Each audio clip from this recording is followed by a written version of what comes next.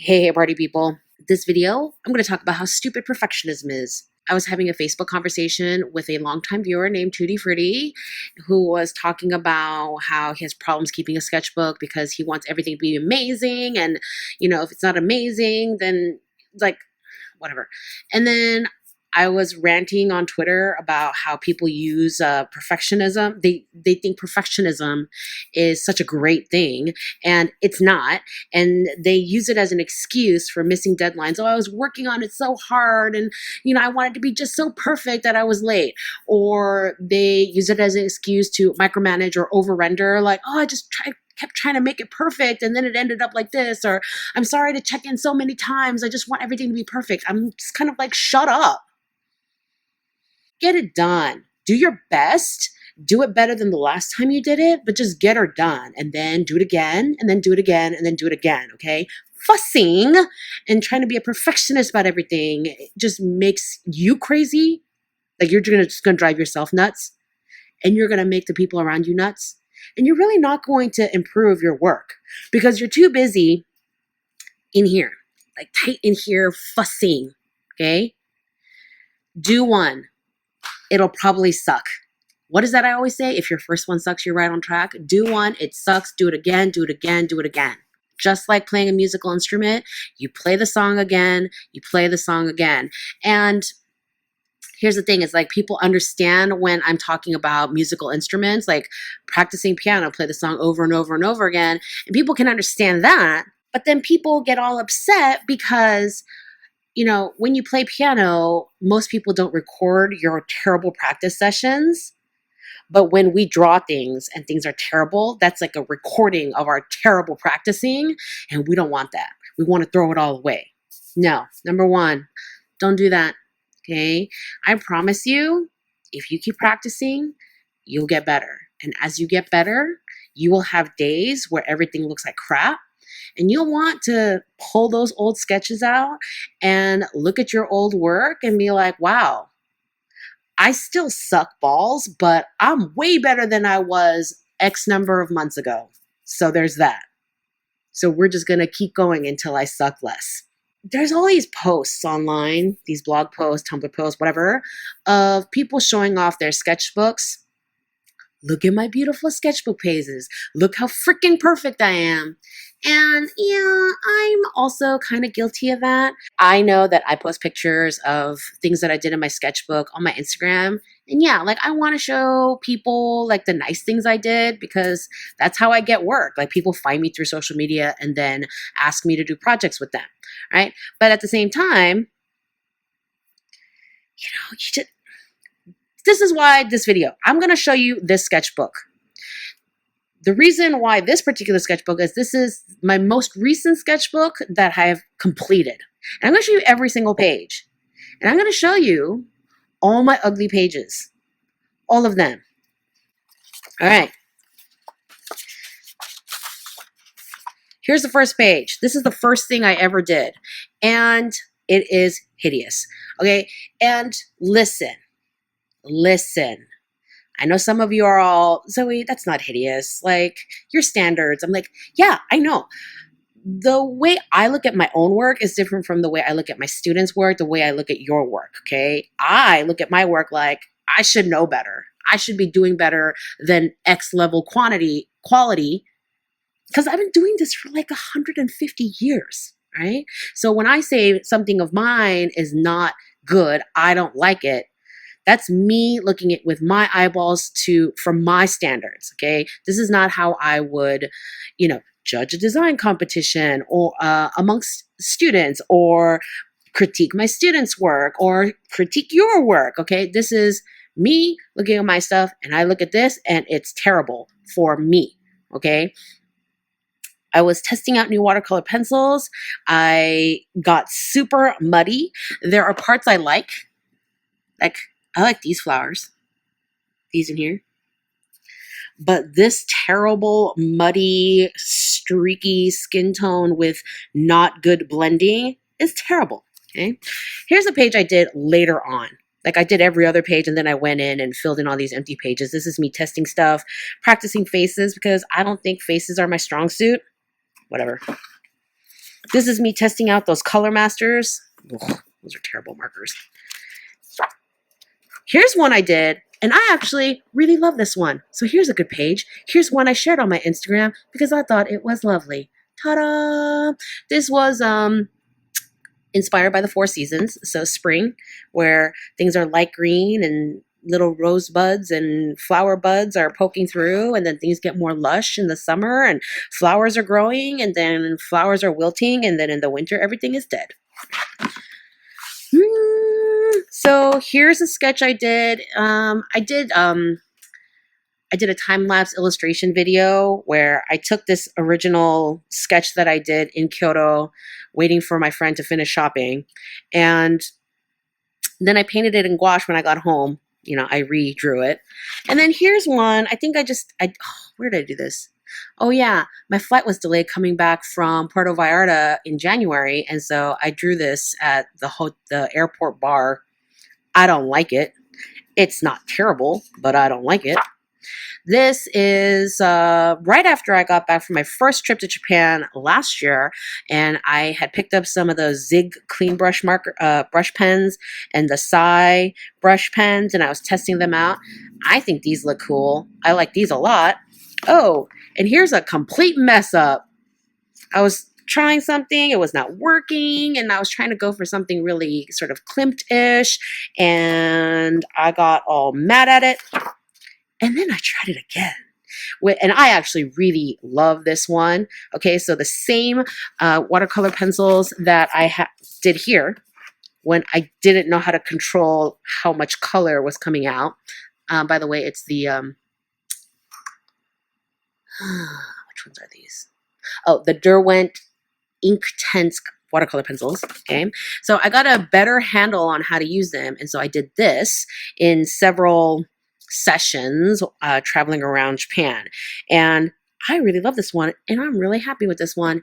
And again, I was again inspired by the Four Seasons, so you have things that are fresh and newly growing here, growing, ripening, and then wilting on this side. And this pose was kind of inspired by Klimt and his floating women that are like very bony in a stylized way with like all these crazy patterns. This was another thing where I was testing out those Color Master markers, and this is like, it's like super crappy anime. And then one day I was in a meeting and I was drawing flowers because longtime viewers know that I focus better when I'm in meetings or listening to lectures if I'm drawing something while I'm listening. So that's that. And then I did this. So we were at the Edo Museum, and I separated myself from everyone else because sometimes I do that, and I kind of ran around on my own. And then I finished before everyone else, and so I sat around and drew this while everyone was at the gift shop, and I freaking love this. I was channeling a little bit of my inner RuPaul. Okay, and then this, what is this? Oh yeah, I think I drew this on, I drew this on the flight home from Mexico earlier this year. You can see, if you get real close, all the smudging and erasing and all, you see that? All my mistakes. Ooh, mistakes. Look at that terrible hand. And you're like, there's 3 of them, 3 terrible hands. Which one are you talking about? Yeah, they're all bad. They're all terrible, okay? But just the general sketch I like. This one is freaking terrible. So I was inspired by my teacher in Japan was showing us all these pictures, these graphics of tidal waves and stuff that is used in Japanese art, and I was inspired by that, and I drew this, and it's freaking terrible, and I don't really know what's going on, and the blending's not right, and the colors are bleh. Moving on. This is there was a Godzilla figurine in my room at the farmhouse, and then my brain did this, and I don't even know what that is. I don't know. Don't ask me. All right. This is just swatches. Just swatching brush pens, swatching watercolor markers. Yeah, that semester a couple of my students got together and bought me a bunch of these super expensive Winsor & Newton watercolor markers as a thank you gift at the end of the semester. So I was playing around with those with the brush pens. And then this is just a kind of nonsensical collage of just me trying them out and playing around and making different brush strokes and lines and gradients and colors and textures, blah, blah, blah. That's just a bunch of notes. And then this, I was also using the Derwent watercolor pencils, the not Inktense ones, the other ones. And I don't like those as much, but whatever. I'm scratching out some design ideas. They're not the most beautifully drawn out things, but it was mostly about getting the ideas down on paper before I forget. And I mean, these pages, again, it was really about jotting the ideas down, but yeah, no one's hanging these in a freaking gallery. And then just more notes to self, notes to look things up later. Look up later. And more swatches, okay? Because I was really, while studying in Japan, I got into the whole color story where you have the various shades of blue from the indigos, and then you have the blacks, the charcoals, and then you have this beautiful sort of natural red that comes from madder, M-A-D-D-E-R. And, swatches, notes that I took at the museum. Look up this artist later because his stuff really inspired me when I was looking at it at the museum. And then these I like. Designing, kind of meshing east-west design principles together to create more modern sportswear. FYI, people think sportswear means things you wear to play sports, and it's not. Sportswear, in its modern usage, means separates. So pants, shirts. I mean, dresses are supposed to be their own category, but often like day dresses, not cocktail, not formal, but day dresses often get included in the sportswear category. Although technically it's its own category called dresses. Whatever, you know what I mean. Activewear is sweatpants, yoga pants, sports bras, stuff like that. That's activewear.